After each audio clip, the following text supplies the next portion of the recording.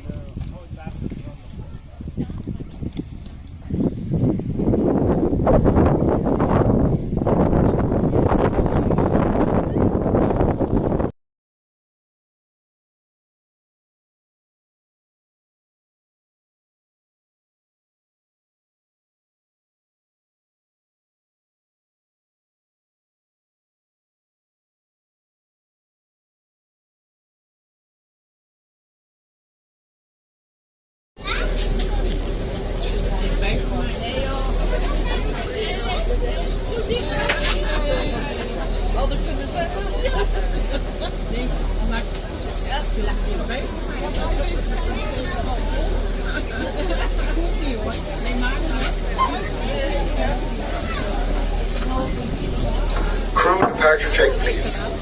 Ladies and gentlemen, welcome on board the Dublin Express. May I have your attention, please, for a brief safety announcement. In the unlikely event of an emergency, you will hear 7 short blasts, followed by 1 prolonged blast on the ship's whistle. Upon hearing this, please proceed to your nearest assembly station. This vessel has 4 assembly stations, and they're all located on the lower deck. Each assembly station is for use for evacuation into the vessel's life rafts. This vessel has 4 life rafts. They're all located on the upper deck. Life jackets are located throughout the vessel. They are clearly marked adult and children's life jackets. Very simply, in an emergency situation, place the life jacket over your head, pass the strap around your back, and buckle at the front. Children must be supervised at all times. Thank you for your attention. Thank you for choosing to travel with Dublin Turkey.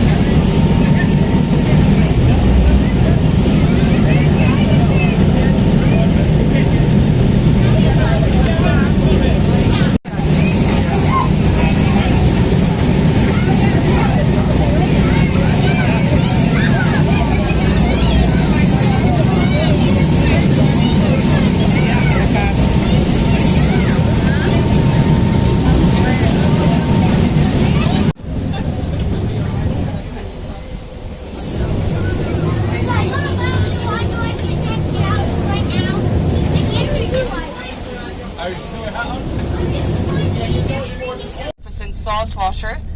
Only freshwater eels and families of swans live there. It is 100 feet deep in the middle and 16 acres. So only freshwater eels and families of swans live there. We do not use the water for anything because the salt water, we cannot drink it. Animals can drink but not humans. The only time the lake was in use, back in the 70s, before we had running water to all the houses, On a Sunday, the ladies would gather here together.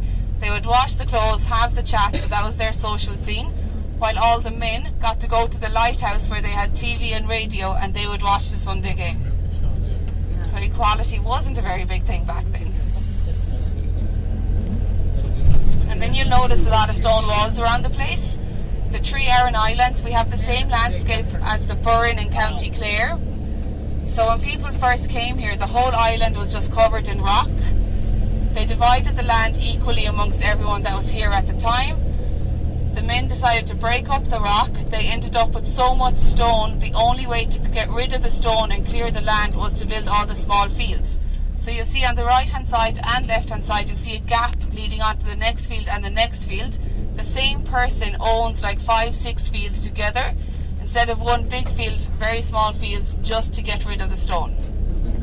And you'll see over here that mount of stones over there. That is on this side and also on the other side of the island. And they are there so that when the men were out fishing years ago, if the weather was really bad, they would light a fire here and light a fire on the other one, and it would guide the men home. They would know where they were coming into the island. And you'll see a water tanker here with a big slant in the back. They'll be in a lot of the fields. It's just to collect more rainwater so the men don't have to bring the water to the cattle. And then to make the soil, we had to use sand, seaweed, maybe 6-7 layers of sand and seaweed to make a little bit of soil. So this is what we started with. So just like the Burren in Clare, they broke up that rock, so much stone, got rid of that by building the walls, and then sand and seaweed until eventually they had some soil to work with. Now, so over here is the shipwreck, or the Plassey. She crashed in 1960 on her way from Limerick to Galway. Limerick is down here, there are the cliffs, Doolin where you came from, and Galway is behind us. She hit the Finnish Rock, which is halfway between here and that marker out there. She was stuck on the Finnish Rock for 2 days, and she was washed ashore then. There was 11 crew members on board, and they were all saved by the islanders. So they had like a bow and arrow harpoon type thing, the Coast Guard, and they shot it out, and on the third and last harpoon they hit one of the masts and brought the men in one by one on life buoyancy belts.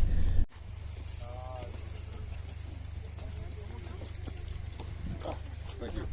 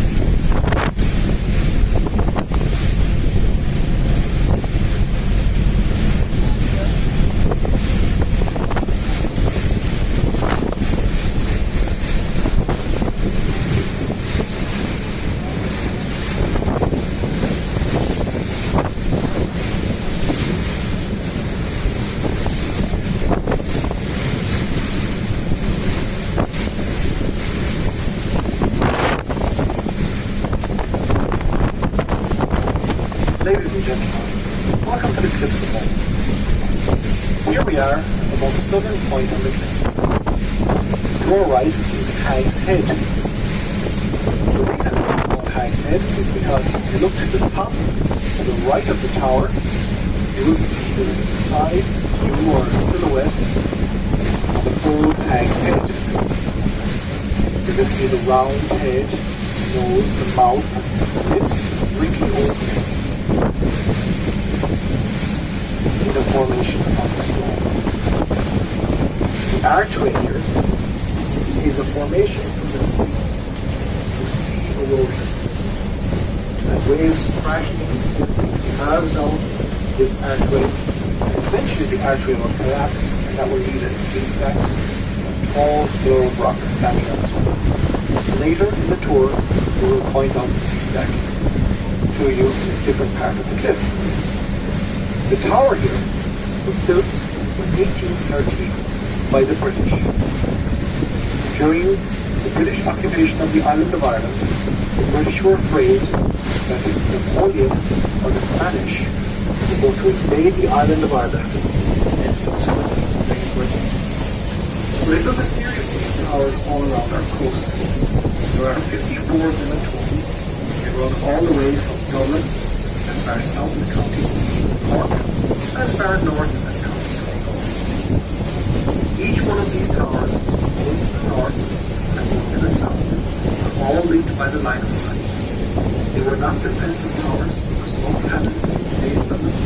There was a garrison in the towers, and their job was, if an invading fleet was coming up from the south of Ireland, the first tower to see this invading fleet, they would light a fire on top. Each other tower had a lookout, and as they would see the fire, they would subsequently light a fire themselves, and so on and so forth. A chain reaction all the way up along the coast, which would give some time to the army in the north to get ready for an invasion. But this never actually happened. Neither Napoleon or the Spanish ever invaded the island of Ireland, and the British left here in 1922 with his regime. Let's go right back to the very beginning of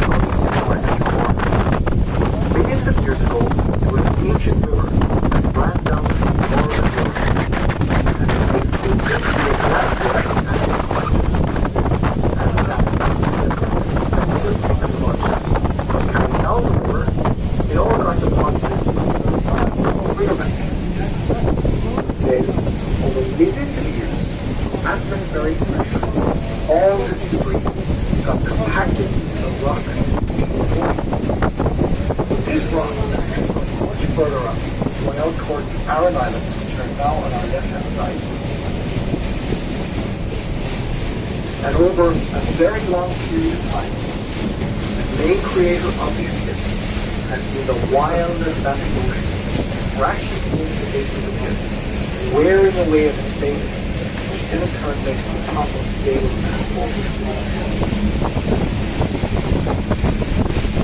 and the cliff faces along the shore are in very unusual formation.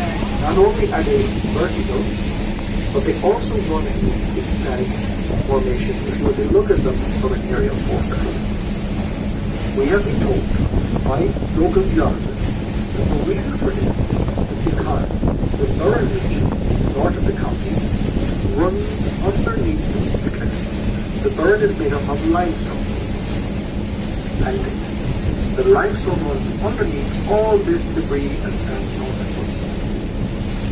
As the cliffs break away, they break away in a making them part of the most popular tourist attraction after the tourist storehouse.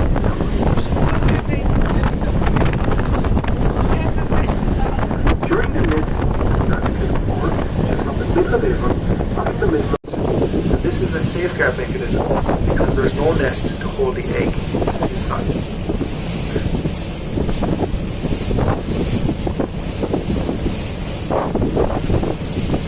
As we get a bit closer to the center, the highest point of the cliffs, you look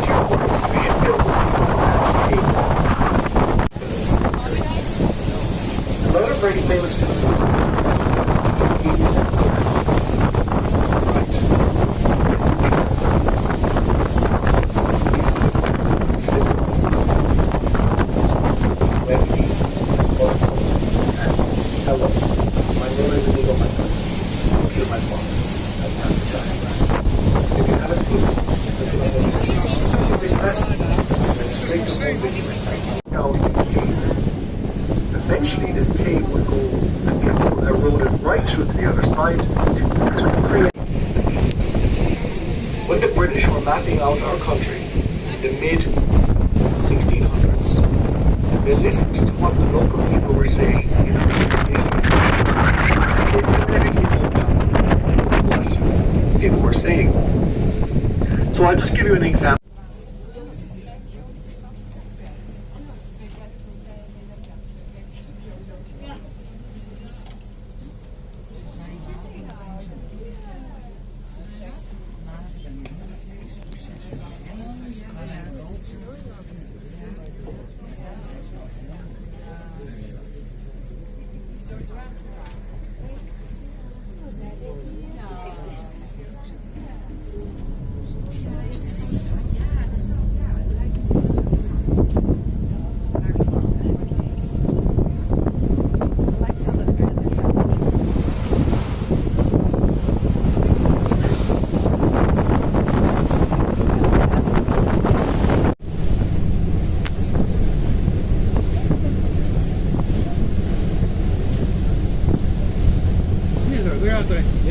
Ja, maar... Net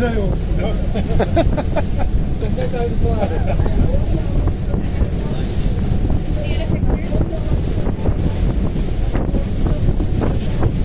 We zijn dus op Zandvoort geweest. Daar hebben ze zo'n echtdolfijn. Daar hebben we gezwommen met een dolfijn. Ja? Dat is een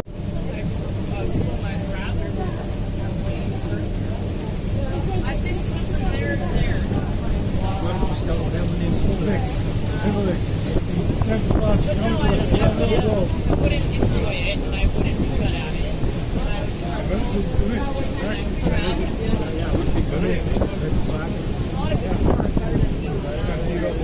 Wow, wow, wow.